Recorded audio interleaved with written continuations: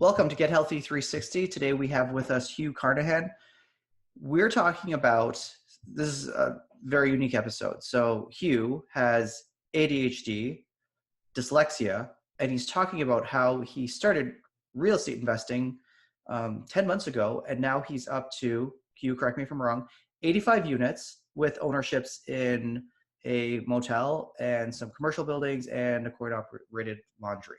So that is, and I'm sure you'll correct that later on, but a huge ownership stake and a ridiculous amount of acceleration in acquisition of property in 10 months. So that's if you were a car, you'd be a supercar. Thanks. Yeah. And so that was 10 months. And I found out about real estate investing September 18th of 2019. So it's been about a year and a month since I even discovered this was a thing. So that's an incredible amount of execution in a very, very quick time frame. Now, this podcast is going to be a little bit different where we're really, and Hugh is very open, and thank you for that, Hugh. So we're going to really trace how he got from being a child with dyslexia and ADHD, being in the school system. If you're a parent of a kid with ADHD or dyslexia, he has both. Or you're an adult with both either one of these problems. Often there's a lot of issues with that, self-esteem issues. But I think this is a great podcast to show that school is often not the only way that you can achieve things in life. And clearly he was an example of that. So we're just going to map out how he went from a kid with these things against him to really a phenomenal execution in real estate and on his way to, I'm sure, really huge things in the financial real estate world, business world. So Hugh, thank you so much for joining and sharing your story. Kris, thanks so much for having me on. I'm really excited to be here. So you're a kid, you have dyslexia, you have ADHD, everyone's telling you you're going to fail. How does someone deal with that? So I just kind of brute forced it. A lot of it had to do with my upbringing. I just had to outwork everyone else. In college, I was towards the very end. I was always at every office hours there ever was because I just couldn't understand the content. So that's kind of where I decided that I was told from a young age I'm supposed to fail, and that it would be difficult to navigate if I'm not on all these medications, and I just wouldn't accept that as a failure. So every time someone would do that, it'd be like fuel for the fire to say, I don't really care what you say. I'm going to prove you wrong, and just keep working. And growing up, you mentioned, discussions offline, you mentioned that you had unique experiences growing up that gave you a lot of drive to achieve things in life. Sure. Okay. So a little bit about my background. I was born in 1990, and my parents are quite a bit older. So my father was born in 1929. He grew up during the Great Depression and in the United States. My mother was born in 1952, and Taiwan at the time was a third world country, and it was also extremely very poor. So I have two parents that grew up extremely poor, and they together had built a business, and they entered China in 1989 and were business owners. So growing up, I would always go back and forth, and just kind of see the thing. So it's really different for a lot of people in North America that don't have the perspective of seeing what a third world country looks like, which China absolutely was, even though we were in Shanghai, back in the 90s. It was, you could definitely see poverty and a huge difference. So when you see poverty, especially for the people, we're in North America, it's a North American audience. So when people see poverty, I don't know if they really understand what poverty means. And the reason that I'm asking this question is often in medicine and your general health, finances make a huge difference in your ability to buy healthy food, your access to healthcare. One of the most frequent causes of bankruptcy in the United States is actually healthcare costs. So for anyone to say that money doesn't matter, clearly has never been sick and had to pay an insurance deductible. So when you say poverty as a kid, can you describe some of the images or scenes that stick with you? Sure. So I was extremely fortunate that none of this happened to me. I just grew up around it, and you don't really notice it. The streets are often filthy and dirty. There are groups of homeless beggars everywhere, and broken spirits. And there's almost, hey, everyone has a tough life in this area. We all grew up tough. You have it some worse than others. So we don't even notice a beggar or someone on the streets. You don't even notice any of them because everyone grew up in the same situation, and there's almost no willingness to help. And so it was, people not knowing where their next meal would come from is very, very common. And I'm very fortunate that I have never had to experience that, but I grew up seeing it all around me. If you were good on your luck or bad on your luck. And culturally, being Taiwanese and Asians generally very openly talk about money and wealth amongst their families. And it's exactly to build each other up. And it's always a prosperity. We hope for prosperity kind of a deal. One of the most clear things that I ever remember, I must have been 8 years old. I was in Shanghai. We just came from a fancy dinner. I think someone got, one of my families got an award. It was a gold-plated coin. I didn't know it wasn't real gold, but it was a gold-plated coin. It was so cool. We get to the bottom of the elevator, and we step outside, and there's immediately a bunch of homeless children who are begging for money. And I just had this horrible guilt. So what my parents do is they always buy, they'd always buy food and give them food. So we went to, crazy enough, there was a McDonald's, or actually I think it was a Burger King at the time, but they bought food and gave them food. So then we got in the car, we started driving off, and my parents turn to me and they say, Hugh, the only difference between you and that child that was your age, that was begging and cold and filthy and has a horrible life, the only difference is that you were born to us and that child was born to someone else. You have an incredible gift. Don't waste it. And that just kind of really set in stone everything for me for probably maybe six to 8 year old at the time. So that kind of was always a maybe internal personal core value. Don't fail, don't give up. I have a gift. Don't make an excuse. So you finished high school, you went into computer engineering. And do you want to talk about your philosophy, what you did, graduating, debt, thoughts on debt, et cetera? Sure. So I was extremely fortunate. My parents were entrepreneurs. When I was in college, the biggest gift I ever got was when I graduated with no student debt, which is a big deal in the United States. And the way I did that was a combination of getting scholarships from school, going to a state school. I went to Texas A&M, and also, just getting scholarships, and then my parents being fortunate enough to fund that. I knew it was generous, but I really didn't realize the impact until I was 26, 27, and all of my friends are still struggling with debt. So I was very grateful for that. But my last semester of college, I started volunteering as an IT intern for a financial advisor. And so I was running her IT stuff, her emails, and I would be at all of the meetings that she's always training people. And she came across the strategy and would always teach the strategy to young adults. These are 18-year-olds, at that point, they'd be 20, 21-year-olds, going into the world with no education, at least in the United States, no budgeting skills, nothing.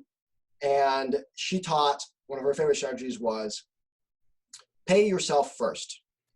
That did not resonate with me. I could not conceptually understand it. So she re-explained it. She said, okay, steal money from your own pocket, hide the money from yourself immediately when you get a paycheck. From the very first paycheck you ever get, take it and set it aside in an account that's not your main account that you look at. Then pay all your bills.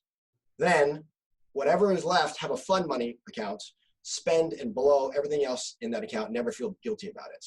If you do that from the very beginning, then you'll never notice that ever happened. I think you might hopefully have a lot of interns or some residents that are listening. They're on really tight budgets. My girlfriend is an intern right now. She's a DO. And, you go read The White Coat Investor. But basically, in 2 to 3 years, you guys are going to get a crazy salary bump. And if you can just for a few years keep living frugally, you've just been doing it, you're going to have a huge difference. So I was saving, coming out of college, I tried to save 50% of my income. Just trying to live below my means. And then what I would do is allocate funds to, I call it the Hugh Fund. And then whatever was in that account, bottom out, blow it out all the time. Make sure that you have a bank account that doesn't hit you with fees, but it wouldn't matter what happens in that account. So one of the most dangerous things was if you see money in your account, you spend it. So make an account that's intentionally a part of it and protect yourself in the meantime. So even with a lot of discipline and paying yourself first, sometimes life happens. Sure. So you got married and then it didn't quite work out. Like a lot of people, I believe the odds are roughly 50% or so. It was my practice marriage. There you go. And sometimes some people need that.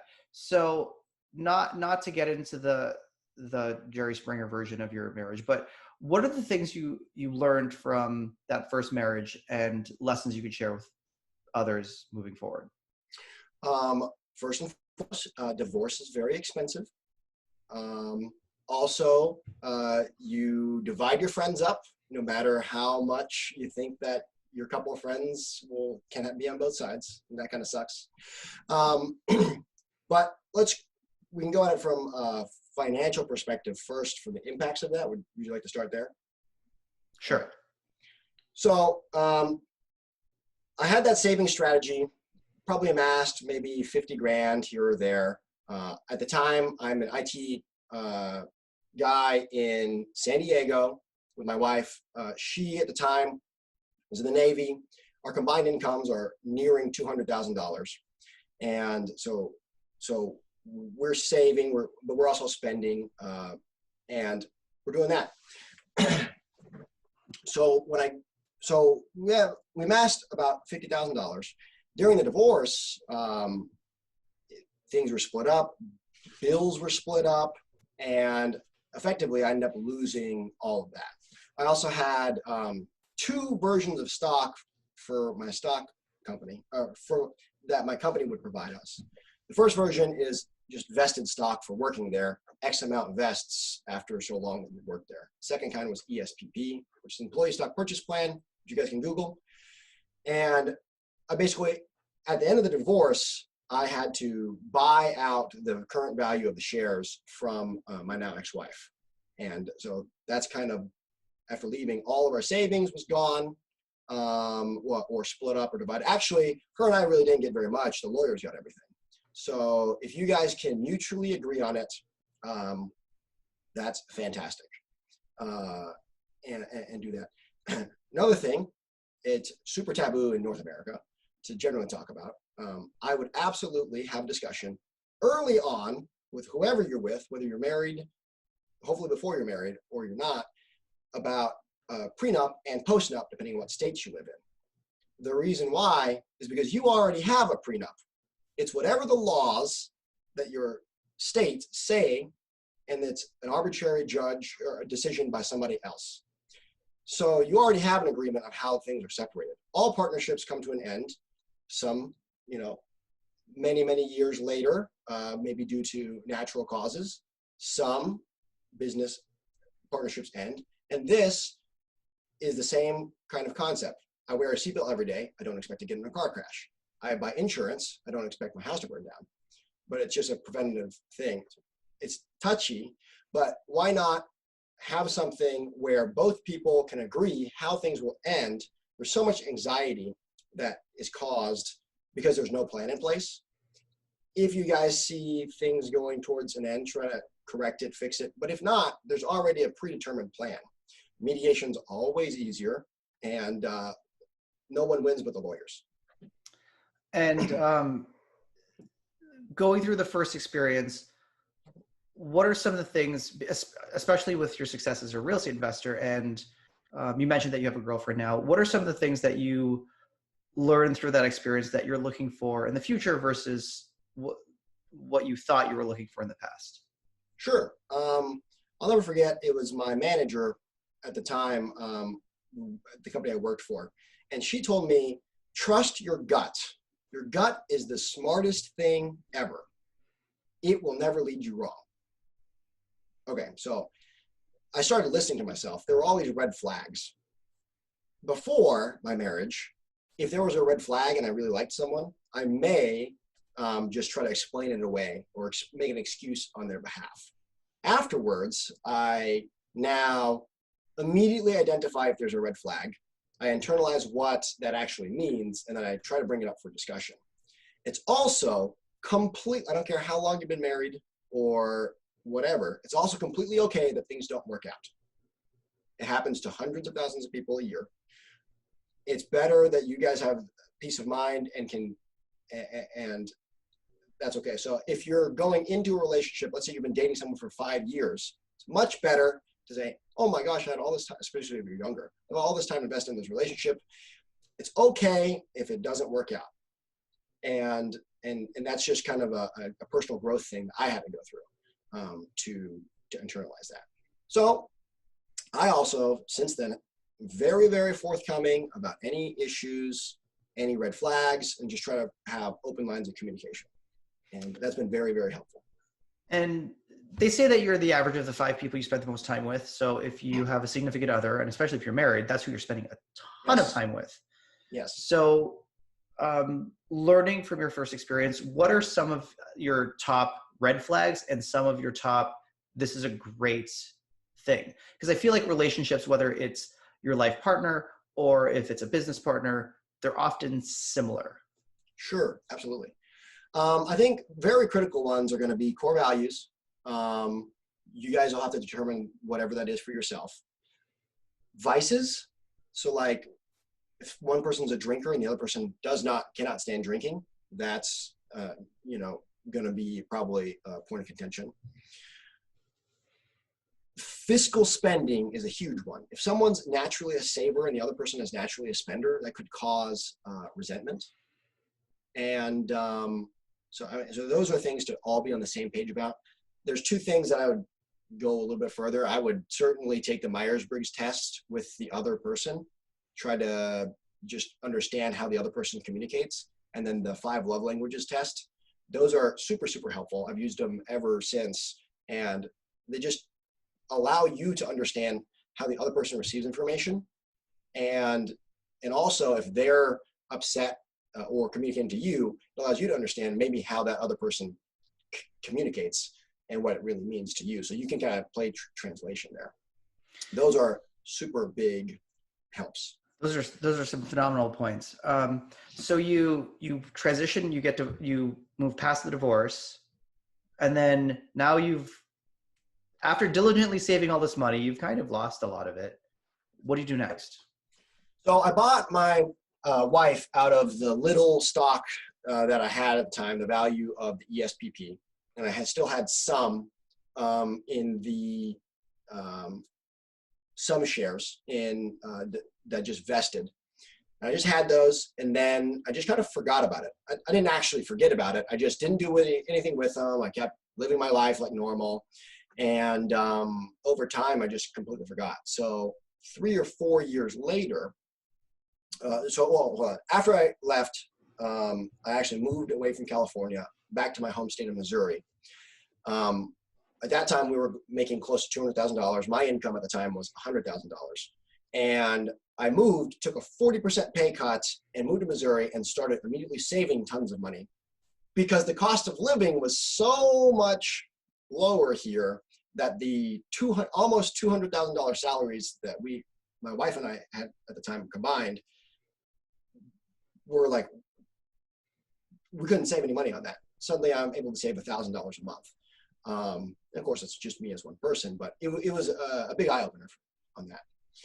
I went into a manufacturing company and I started learning about lean manufacturing and starting to get into just how systems and processes worked. And I spent the next 3 years doing that.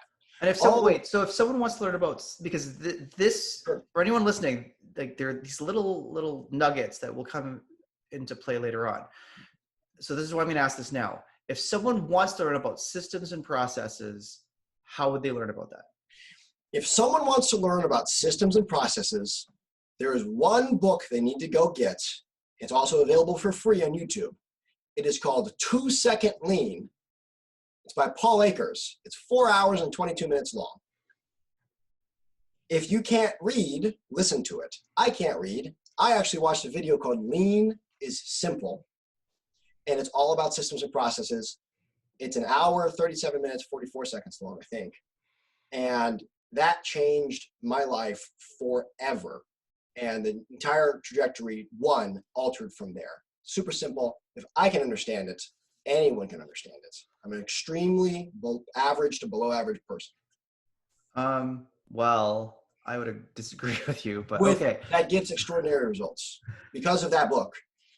So 2 Second Lean with no, I'll say, so no conflicts of interest. I'm assuming no conflicts of interest. No, I mean, except for it changed my life. I don't own it or, don't get sponsorships, nothing like that. So those guys just, make the rest of my life easy. So 2 Second Lean. All this finance stuff we're about to talk about.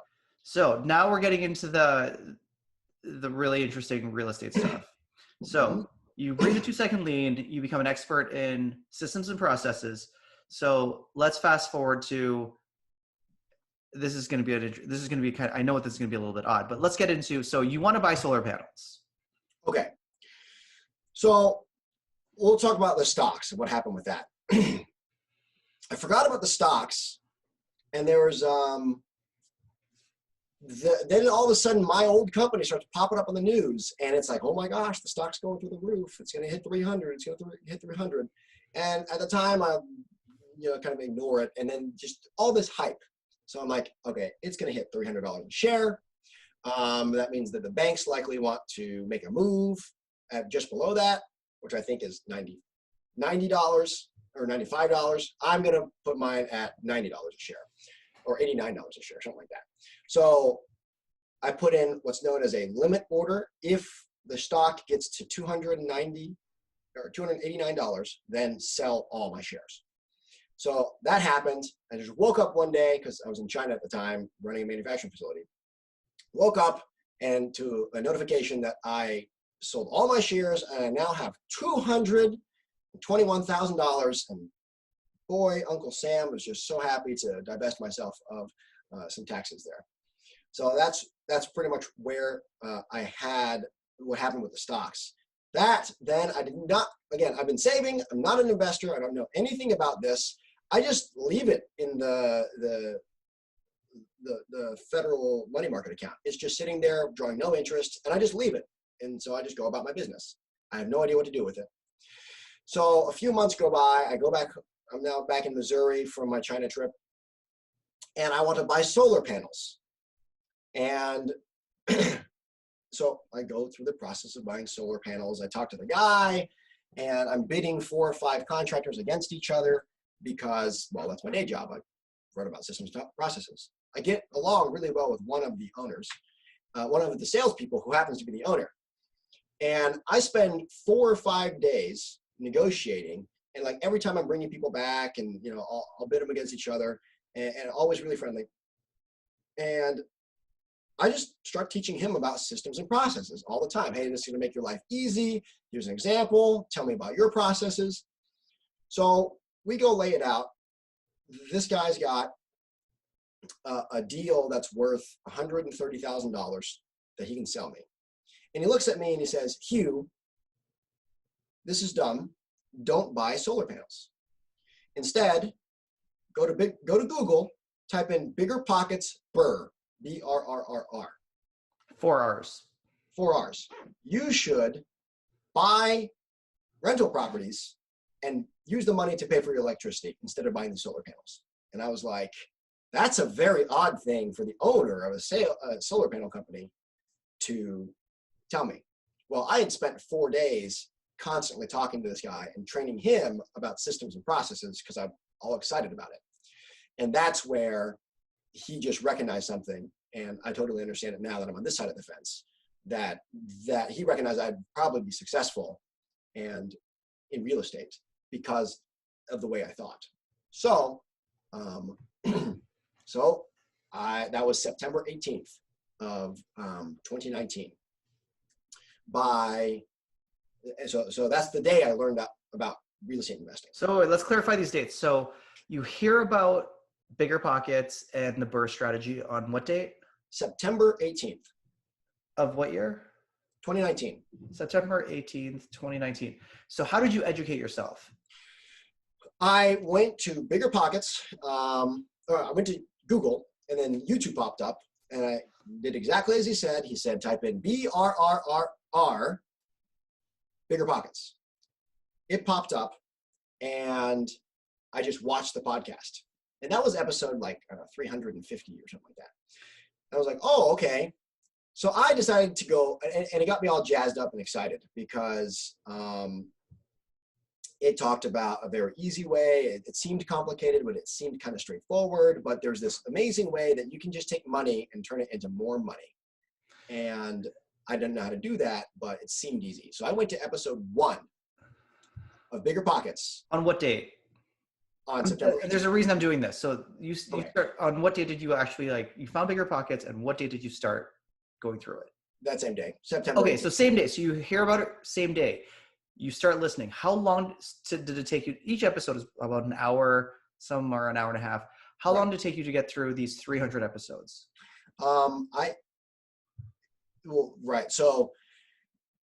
I don't know how long it took me to get through them. What I do know is because of my ADHD, the reason I did it immediately is because of a lean principle that says the only way to win is to do it right now. But also with my ADHD, if I don't do things immediately, I will not follow through. I'll forget about it or get sidetracked. So this seemed important, so I immediately listened to it. And that was September 18th. By October 15th, I had created a real estate LLC, which I had no idea how to do, or an LLC at all, which I had no idea how to do. And I purchased my first deal December 28th of 2019. So you also went through all the Bigger Pockets books, correct? And this is not an ad for Bigger Pockets. The reason that we're discussing this is just the resources he used. Right. To do what he did. This is not an ad for Bigger Pockets, but my life, again, would be completely in a different place if it weren't for all this free information from all these professionals that are the experts in their field, similar to this podcast here. You're bringing in experts from the field to teach very specific things. That's all that this site does, and it's all for free. So in basically 3 months, so this is the dedication. So with ADHD, with dyslexia, you listen to the podcast 2.5 times. How did you fit all that time in? So probably by October 15th, I had at least listened through episode 300. The way I did that was because of my ADHD. I didn't know I could learn or read. I knew I couldn't read, right? My entire childhood, I grew up, I was on Hooked on Phonics, and it didn't work. I got garbage marks in school. So I knew they kept talking about all these books, and like the books were just not on the table for me. They were not in the cards. I knew it. But I started listening to the podcasts. Well, I had picked up a habit from the 2-second lean space about listening to things at 2x speed, because the bottleneck is not you guys right now listening to my voice. The bottleneck is me saying them. So I had already been listening to things for 2x speed for a very long time. So on YouTube, I just turned it to 2x speed, and then I would do housework. So I'd be learning while I would be doing menial tasks. Well, I hated doing the dishes. I hated mowing. I hated doing the laundry. I hated cleaning the house. That was a horrible nightmare. I don't like doing any of that because my brain's not engaged. And for ADHD, I'll literally do anything else but that. But I also enjoyed learning officially. I didn't even know that. But at 2x speed, it was able to keep my brain engaged enough that my mind wouldn't wander, but I could consume enough of the content. Don't take any notes. I don't study. I can't study. I'm literally listening at 2x speed while I'm doing chores and while I'm driving to and from work. So I get off work, let's say it's 5 p.m. All right, I go to bed at 9 p.m. It's 4 hours. All right, so let's say I take 3 of those hours and I'm listening to Bigger Pockets. I can crush 6 podcasts in 3 hours. But I'm doing that like every single night of the week. On the weekends, I'm doing that. In the car, I'm doing that. So I got more training in that time than ever. And then they started talking about several books. If you go through it, you start episode 1 and start listening. Several books keep popping up about these super fancy, super successful people turn around. They're like, oh my gosh, you got to read this book. And then like there's patterns. There's several books that keep appearing. So I was like, man, I can't read. What am I going to do? And then so I got an Audible account and I bought the books and I listened to the books on 2.5x speed. And I was, for the very first time, that was the first time in 20 years that I'd ever read a book or listened to the book. And it was a complete game changer. And literally there's tons of books that are recommended that constantly, continuously lay the roadmap and give you the foundation of like where to go. All the podcasts and the books literally say the exact same thing, and I'll repeat it now. I am not smart. Someone very successful who came this way before me said this is a very boring, straightforward way to wealth. Do exactly these things. So I just listened to. So what books would you recommend? What books were they? Okay, so here's the books in order, of the order that I would read them, in the order that I actually did read them. And if you're brand new or you're a veteran and you're already in real estate, it doesn't matter. I listen to these because you can always pick something new from them. So I'd start off with a book called Rich Dad, Poor Dad by Robert Kiyosaki. Then a book called Millionaire Next Door. I can't remember the name of that book. Followed by Set for Life by Scott Trench. Followed by Brandon Turner's The Book on Real Estate Property Investing. Followed by David Green's Long Distance Real Estate Investing, which is all about systems and processes related to real estate. Followed by BRRRR Strategy, BRRRR, by David Green. Followed by House Hacking by Craig Kurla. If you listen to those books, you will have the foundation you need to either go out and immediately make good decisions or ask the questions because you at least know enough about what you don't know to ask educated questions. And that was my foundation. I think I completed most of those by October 15th. Or definitely by November, I had completed it before Thanksgiving. So did you have any hobbies at this point? Did you watch any TV when you're educating yourself? No, I cut TV out completely. That was a long time ago. My hobby was basically watching YouTube educational channels. Like there's Smarter Every Day or Alex Steele's Blacksmithing. And just like, I got my entertainment from YouTube, and I was already used to learning stuff from there. So it was a very easy transition for me to say, okay, well, instead of getting entertainment from YouTube, I'll get education from YouTube. So my habits didn't really change. It was just what content I was consuming changed. So then you go through a phenomenal pace, a lot of material, and you're looking for your first deal. So your first deal was not a small deal. We'll talk about, we're getting into the nitty gritties of now first deal. Right. Okay. So I'll preface one thing. Again, I'm not affiliated with Bigger Pockets at all. On Thanksgiving Day or something like that, I bought the Bigger Pockets Pro membership, which gives me access to calculators. They have tools built out that allow you to analyze deals, and they have videos online that teach you about those tools and how to use them. And in multiple books constantly talked about practice running the numbers on deals. This is what they look like. Put in estimated expenses. I'm like, I have no idea. I've never done any of this before. It's super scary. And another thing they reiterate constantly is just do it. Making a decision is more important than what decision you made. And I really took that to heart. And that's kind of how I lived my entire life. So with those, I started practicing while I was listening to books. I would practice and I'd probably run 5 deals a day. Where do I get the deals to run? I would literally just go to Zillow, find somewhere around me, type stuff in. I'd have a friend's house. I'd be drinking beer at a buddy's house, and I'd say, oh, hey, I'm gonna run the numbers in your house. Hey, dude, if you rented your house, it could be this much. I was in California. I ran the deals on that house, and I was like, oh my gosh, this is horrible. You're screwed for the rest of your life. So like, I was like, I don't know why you're living here. What's wrong with you? And they're like, I know, I have to be here because I'm in the military. So lots of fun. So I'm just running these deals and practicing while I'm doing this education. And I'm sure, I look back now at the original deals I ran the numbers for the calculations, and they are all terrible at the beginning, but I got better and better and better as I practiced. Same thing with doctors, right? Or you guys doing your residency. The purpose of it is to put you through thousands and thousands of scenarios and hours where you get good practice, and then you can make informed decisions later. So it was the same situation. It's just applied in a real estate context, which I could do sitting behind a computer screen. And you got in a lot of practice in a short time just by, it's a great strategy, because often people complain they don't have time, but just the way you set that out is a great, I think, roadmap for how to do this. So you've put in the time, you've gone through a lot of material, you've practiced a lot of running the numbers. So you start looking for properties, and then how do you fall into your first deal? So I started making offers. The first deal I actually bought, I fell into. Like, I made an offer. I was looking at, I'm in the Midwest, I'm in Missouri.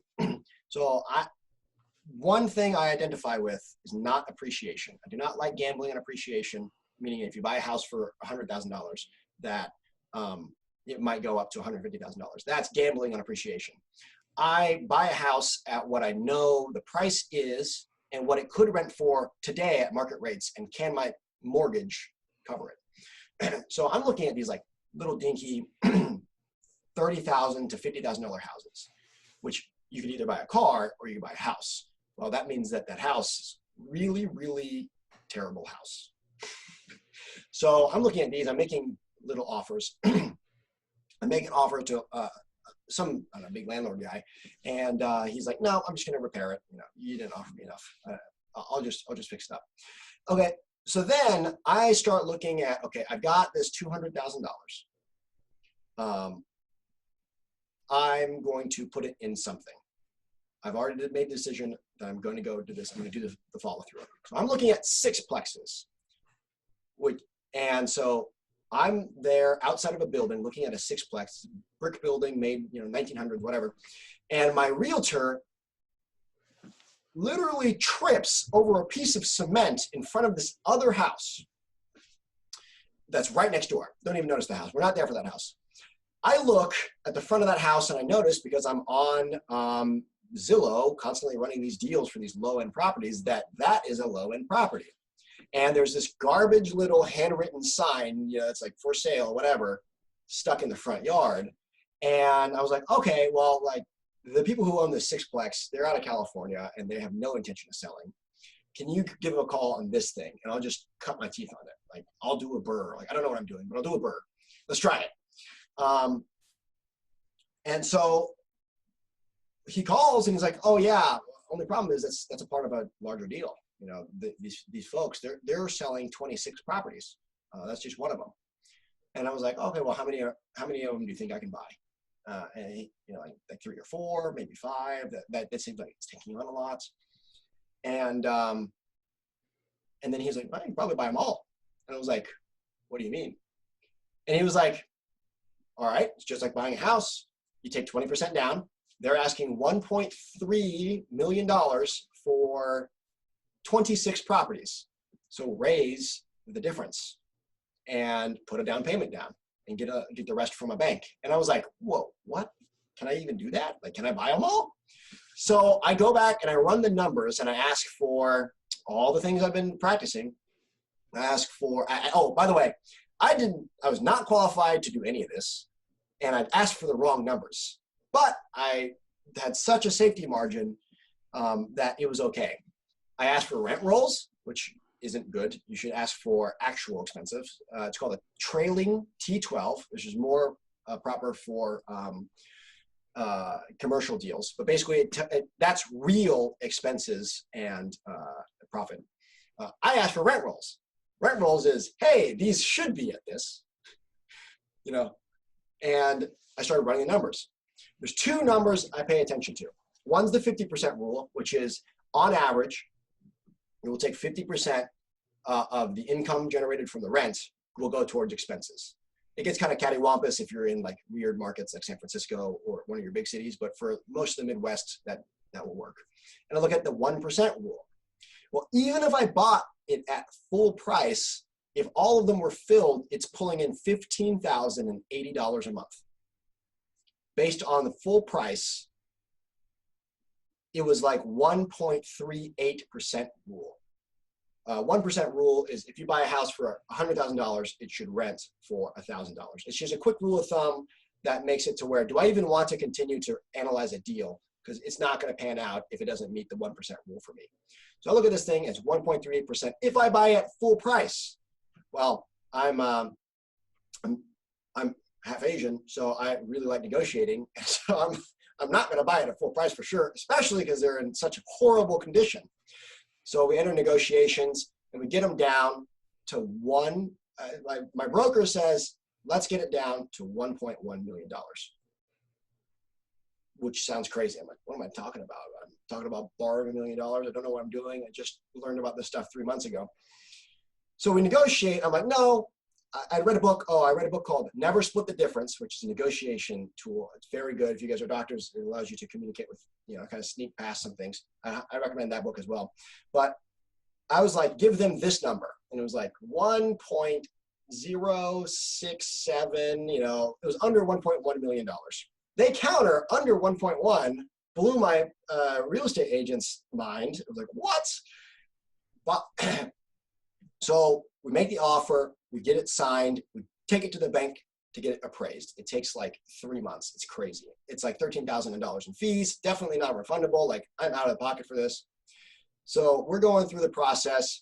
Bank comes back and they say, it's not worth that much. These houses are in horrible shape. It's only worth a max of this. You'll have to raise the difference. So we go back and negotiate the price down even further to $1.061 million. Then I had my $221,000 and I borrowed the rest of my money from family for a down payment. And we closed the deal. And we signed the paperwork on December 28th of 2019. So how is that? Okay. So first question, when you first take it over, was it cash flowing? Yes. So there were 26 units. There were 5 vacant units when I took it over. So there's 21 units that are filled. And then how did you manage the repairs on these houses? Sure. So first thing, not cash flow. For those of you that don't know, there's income, and then there's cash flow, which is everything left over after you pay your note, after you pay your expenses. So I was cash flowing maybe like $4,000 a month after all expenses. And I'm supposed to be saving that for maintenance and capital expenditures, which is like a roof goes out or a water heater goes out.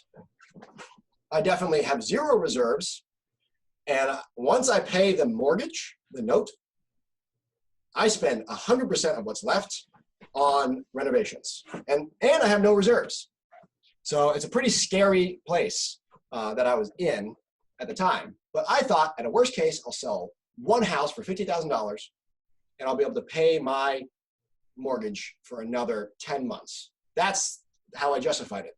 So I was very fast and loose and just knew the deal was so good.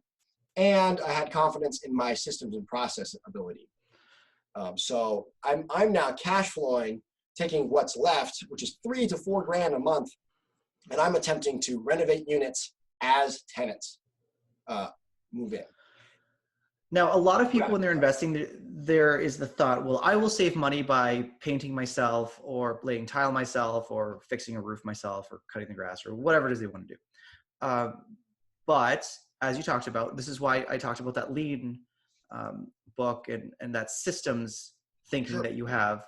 So how did you navigate that? Because even if you wanted to, you have 26 houses. You can't navigate them all yourself. So I think the vast majority of the folks that listen to your podcast are doctors or in the medical field, and they're experts at that. And you guys don't go around doing you're not answering calls, you're not doing the stuff, the systems and processes that are handling all those things. I have no business picking up a hammer or picking up a paintbrush and going and painting a wall. Can I do it? Yes. Is it a good use of my time? No.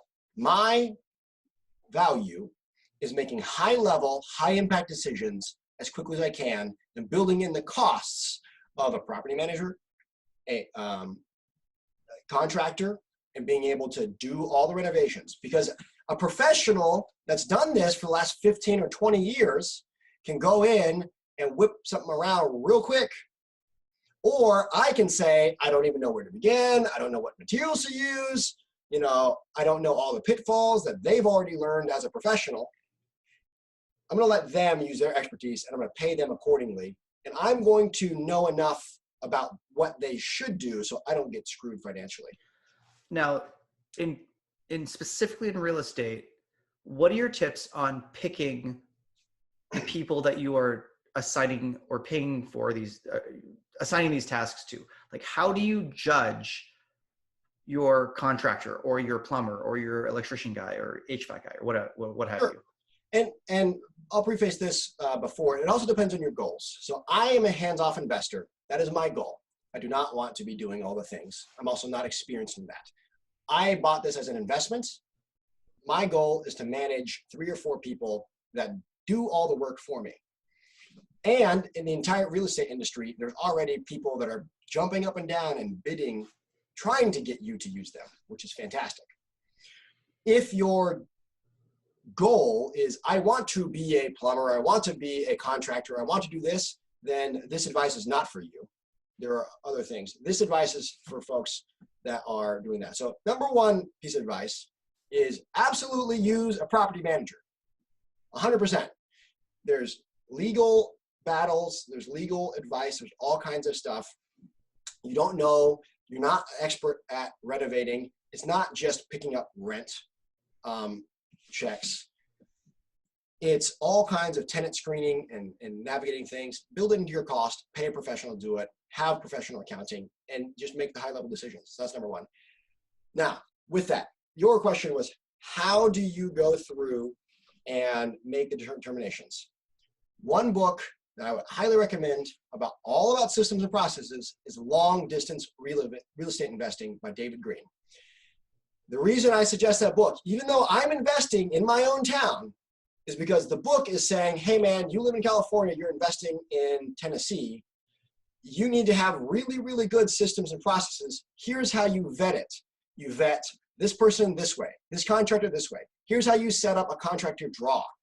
Also, after reading all these books, I didn't know raw material prices, but I kind of know what expectations are, right? You don't know. I kind of knew how to talk to people. I kind of knew how to ask questions that made them think I knew what I was talking about, had experience when I had zero experience. So read those books. There are free resources online. Do research. Get what super successful people have done for you. Listen to what they have to say, and then try to glean what you can and apply it to your own situation.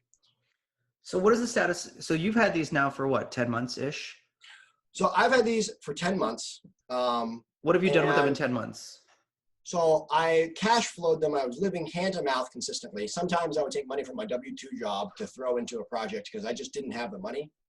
And I'd start I was selling stuff. I didn't need to, I could have made it work, but I was selling stuff. I was like, okay, I really don't need this. I had this widget laying around my house. Let's try to sell that, get $200 here, $300 there. That way I can buy LED bulbs, whatever. Because I have no reserves. I did not do this the smart way. I'm cash flowing all these rental properties. I'm taking zero money off the top.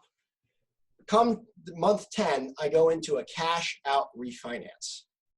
And I approach a different bank than the bank I currently have my loan with. And I say, listen, bank, I have this property. It's worth X amount.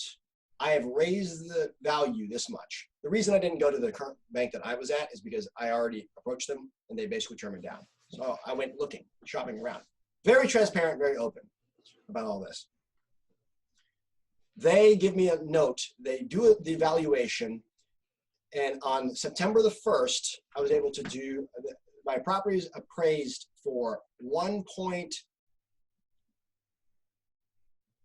it was like 1.342 or $1.35 million or something like that. I was able to pull out a max of 85% LTV. I borrowed the max amount, paid off the original note to Bank A. Right? Bank B is giving me a loan now. Bank A is now paid off. I then borrowed like 50 grand from family for the down payment. I paid them off plus interest. In total, I was able to pull out $329,000, and I only put in $221,000 during that time. And to clarify this for people who are listening, so if you made $325,000, that would be taxed at some ridiculous tax rate. So you really wouldn't keep much of it. Well, you keep a lot of it, but you'd also give a lot for taxes. Correct. This is a non-taxable event. So this is just cash. You've just refinanced, and this is just cash that you have now to go to Vegas and play roulette. Yeah, if I wanted to. If you wanted to. We could do that. But you don't do that. What do you do with that? Okay, so I cash out, non-taxable event. I took the money. I officially have reserves for the very first time ever. You didn't buy a car or anything, did you? Huh? You buy a Porsche or something? I didn't buy a Porsche, no. Did you buy anything? Did you buy anything? I actually sold my pickup truck, drove a Honda Civic that was like my sister's because it gets really good gas mileage. I threw the money from my pickup truck into Tesla stock. It went up. I sold the Tesla stock, got all my money back, and bought a Lexus RX 450h. To be honest, I don't know anything about cars, but it sounds like a really nice car. It's a nice luxury SUV, which I don't like, but it was a great deal. So I'm going to try to sell that and make 10 grand on that, and then buy an old dinky pickup truck. But awesome, you're even making money on the cars. All right, so you have this large sum of cash. You don't go crazy and buy a bunch of stuff. What do you do with it next? I took it and I paid off any credit card debt I had at the time. I did not use credit card debt to finance any of the renovations. I would buy things on credit card, but I pay it off every month to zero regardless. I don't care if I have no money in my checking account or $2 in my checking account. I will deplete my checking account to always have zero interest. So that's good. Right now I have all the money in reserves, and I'm considering starting a lending thing to be a hard money lender to help brand new real estate investors do that. That's what I'm planning with my funds. But outside of that, I kept running deals and running numbers. And what I came across was a deal on a hard corner, which is the corner right up against an intersection, that was a gas station, a motel, and a commercial unit, and there was a coin laundry inside of the motel, which I didn't know about until we bought. And we had 2 extra units of the commercial building that we bought that I didn't even factor in because I didn't know they existed. I ran the deals, ran the numbers, and found a crazy deal.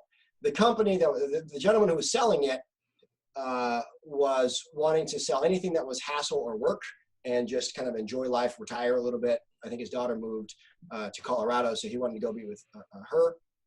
And so the expectation that he has as a seller is, I'm going to sell this, someone's going to tear all this down, and my properties are only worth the land value under it because it's the second most trafficked intersection in the 3rd largest city in my state. But I'm a cash flow guy. I don't like betting on appreciation. So I run the numbers and I find out that this thing is pulling in income-wise like $24,000 a month. I run all the expenses, and I actually asked for the correct documentation this time. I find the expenses, and it should cash flow $13,000 a month after expenses, which I then would need to use to pay off a bank with. Rather than approach a bank, which I totally could have done. And all of the properties are underperforming. Literally, there are leases that were signed in 1988 that are still in force as we speak right now, that they've never raised rents on. I mean, it was just like crazy good real estate. And the guy was running it, and he was just a real nice guy. And he didn't need it. He had tons of other properties that he was making money on. So he kind of forgot about this one. So I approach the family who loaned me the initial money that I used for my first down payment that I'd already paid them back in full, plus interest, which they did not ask for. I just gave them my plus interest. And I approached them. I said, hey, here's this deal. Look at it. It's crazy. Let's buy it. And so I have a 25% equity stake, which means I'm a 25% owner. I brought zero money to the table because the deal was so good. The day one when the deal closed, it's worth at least $8 million just because of the land it's sitting on if you sell it like 3 years from now. And it's underperforming. It could be at like $40,000 a month cash flow. And $40,000 a month income. And I'm a 25% owner, and I split the remaining cash flow after expenses 50-50 to me, bringing $0 to the table. So just to clarify that deal, so it's this huge deal. Commercial deal. So your family put up the money. You get a 25% equity stake for when you actually liquidate this, but you get 50% of the cash flow for managing 50% of the cash flow. That's a great deal for them. That is they're not doing anything. That's a great deal for them. Yeah, they're going to throw money at it, and they're not going to blink an eye at it. Not about the money, but they're not going to be worried. I get to be the one that goes in and runs it and figures out what's wrong, and the water boilers, whatever, all those things. I have to do all the legwork, but as a reward for that, I get 50%. So how are you managing a gas station and you said a coin operated laundry, station, coin laundry, motel, and a motel? Those are three totally separate businesses. Correct. So how are you navigating that? Because based on what you've told me, you don't really have an experience in any of those. I don't have experience in any of them. So how are you managing it? So I go back to that book, 2 Second Lean. It's all about systems and processes. I already have what's known as the core four in place, which is your lender, your contractor, your realtor, and your property manager. I already have those systems in place for my other properties. So it was really almost a seamless transition. For the gas station, we own the building. It's someone else that's operating it, right? They're renting from us. We're just landlords. That was easy, except for... So you just rent the gas station out to someone else to run? Just rent the gas station out to someone else to run. Just rent the commercial space out to someone else, or someone else is renting the commercial space from us. There's like 6 or 8 small businesses in there. They're just renting. The motel is the only one that we have to figure out. So we're currently in the process of that. But I'm already used to running systems and processes. It's all about, it's not about going in and cutting expenses. You had, and the motel came with 2 employees. So suddenly we're now, we've got 2 1099 contractors that came with the motel that have operated it for the last 10, 20 years, whatever it may be. So, and then do you have a full-time job during all of this? Oh yes, I have a full-time job. This probably takes up like 10 hours of my week after works, totally. Maybe less. It's 10 hours for me because I want to do more. But it's all the systems and processes. I was able to basically build wealth while I was working a full-time job. Again, none of the things I am doing for my day job are, there's no bleed over there, except for I'm really good with systems and processes, which is anyone can be good at. And so with systems and processes, which I feel like it's a term that's thrown around a lot, but if you had to say, what are 3 of the most misunderstood, or what are some of the most misunderstood things about systems and processes that people often get wrong? Okay. Very, very simple and straightforward. There's value added and non-value added. Being able to see that. People being able to see what's known as the 8 wastes. These are lean principles here. And then being able to set a standard every day to just make a teeny tiny change. So value added versus non-value added. A very simple example would be coffee, a coffee maker. So in the manufacturing space, value added is anything that changes the physical part or product. In the service space, it's anything that advances, that the customer is paying for. So let's take you making a cup of coffee. The only thing that is value added in the whole process is grinding the beans, if you grind the beans, only during the seconds that the beans are being grinded and when water is going through the beans. So the filling the water is non-value added. The motion walking to the sink is non-value added. The opening the tray is non-value added. The finding and fumbling in your drawer for your filter is non-value added. All those things are extra because the only thing that actually creates the product that you're going to use is the water going through the coffee. So it's being able to see the difference between value added and non-value added and then not be defensive about it. If you go to another human being and you start talking about wastes and an action that they're doing, or a value-added thing and a non-value added thing, and an action that they're doing that they care about, people tend to get very defensive. Just because something's not value-added does not mean it's not necessary. It's being able to see those things. So, to clarify that point, can you give another example? Okay.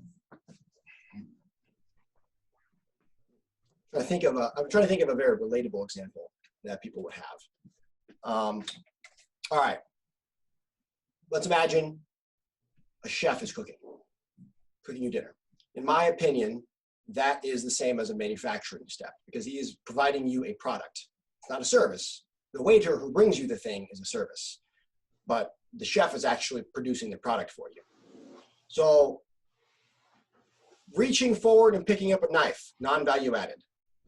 Cutting an onion, taking that knife and moving it towards the onion until it touches the onion, non-value added. Slicing through it during that one split second, that adds value. It changes the product. Then lifting it up does not add value. Moving the knife slightly over, touching the knife to the onion again, preparing for the next cut, non-value added, and then slicing again. That adds value for that split second that it's cutting through it. Just because they're not value added does not mean they're not necessary, but it is an opportunity to improve. The reaching for ingredients in the cupboard, non-value added. Reaching for a pan, non-value added. Food actually cooking in the pan, that is adding value because it's changing the product towards the final bit. So it's kind of a difficult thing to. So then how do you apply that to real estate? Okay, so for real estate, it's the same thing. It's what is your value versus their value. Let's take a contractor, same thing. The contractor's value is physically changing the house to be rentable, not reaching for his hammer or walking or bending or going back to his truck. So being able to train and show the systems and processes and train them to make their own lives easier reduces the workload that they actually have. Because most of the time we're spending it doing non-value added activities. If it was your property manager, their value is finding tenants, collecting rent and responding to problems. But they're not doing that often. What they're doing is they're spending most of their day with employees opening an email, right? They open an email. They have to find the email. Then they have to go find the thing the email is talking about and relate it to itself. All the paperwork, the mouse that's moving, the clicking. I mean, we're getting a little bit into the weeds here about what's value added versus non-value added, but those things are exactly it. No matter what we do, there's either is the thing accomplishing the goal or is it not? Just because it's not accomplishing the goal does not mean it's not necessary. You still might have to do it, but you can reduce that. You can give the contractor a toolbox on wheels, and he now brings his tools with him effortlessly. Did that add value? Did it change my house? No, it didn't change my house, but it reduced the amount of time that he had to walk back and forth to his truck. But no one took the time to train him to do that.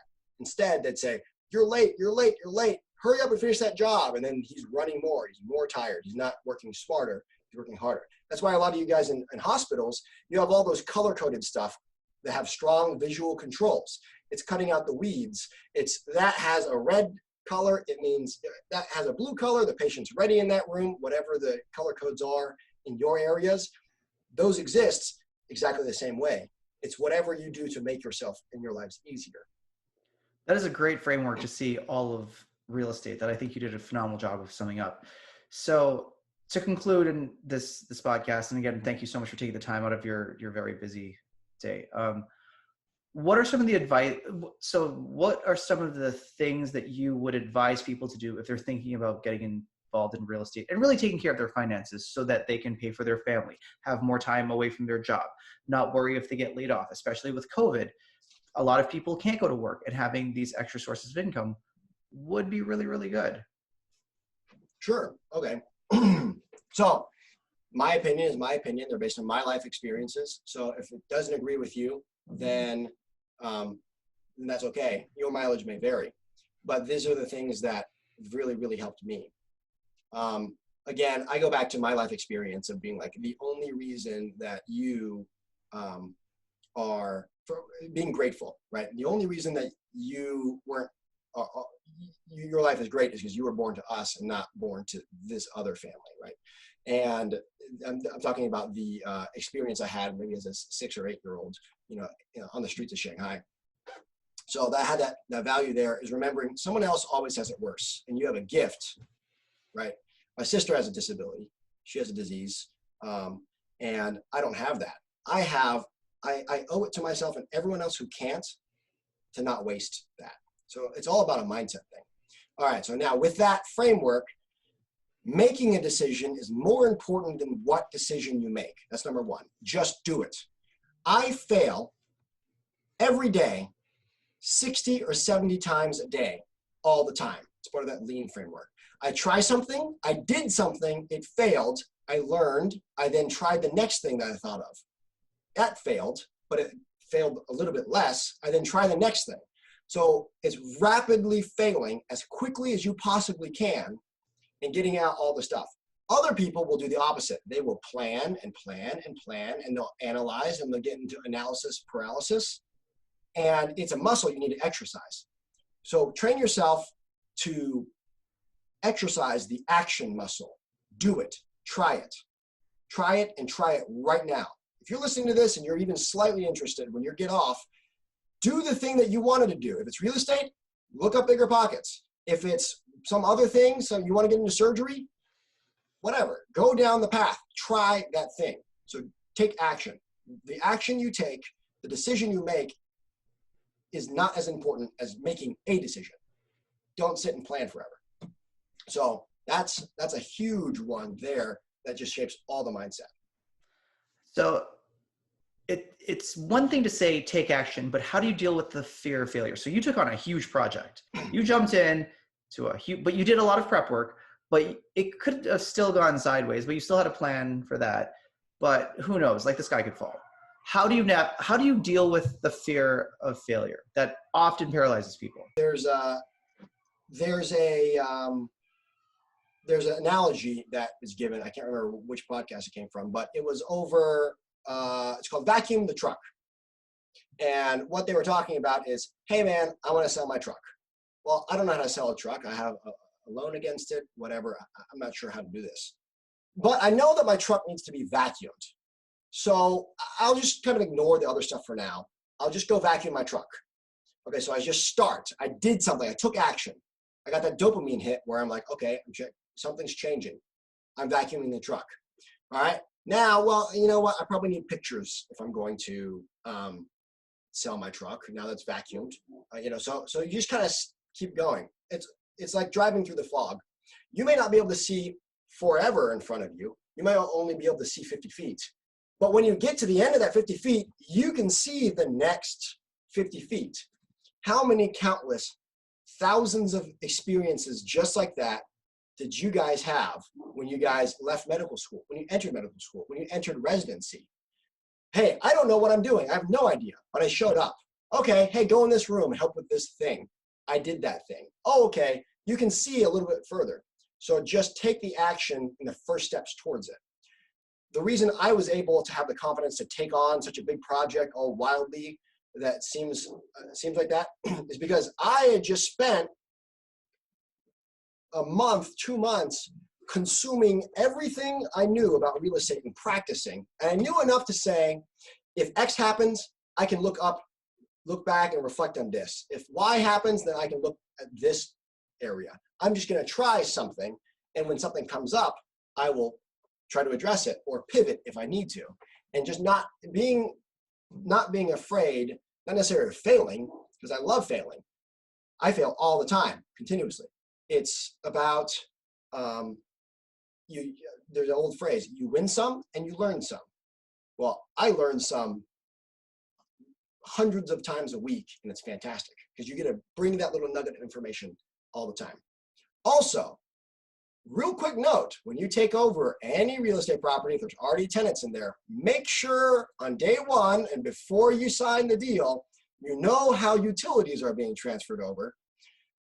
Day one, moment one, buying the deal, my triplex, there was one triplex, the previous owners were very stingy. They cut the power. It takes 3 days to get a commercial account. None of that was communicated, right? I don't know what I'm doing. So now we're rushing in December. It's 30 degrees out. 3 families are in there and they have no power. So, make sure that was my very first experience with real estate. Actually acting was a huge failure. Immediately pivoted, wrote it down in the SOP. And then next deal I got, hey, who's handling utilities? Okay, we'll make sure the accounts. How about you pay utilities that first month, I'll pay you back, and then we'll figure out the cutover. As you fail, you constantly are failing. It's just like driving. You're driving, if you just go in a straight line, you're gonna veer off the road. So it's constant little corrections all the time. Don't be afraid of it. You guys do it every day, all day, every day. Real estate seems big and scary. It's not. It's the exact same thing, straightforward, day in, day in, day in, day in. I think that is a perfect way to end the podcast. So Hugh, thank you so much for taking the time for the podcast. I think it was a lot of actionable steps, and wish you nothing but the best in your future investments. I'm sure you'll be hugely successful. Thanks, Chris. I really appreciate it.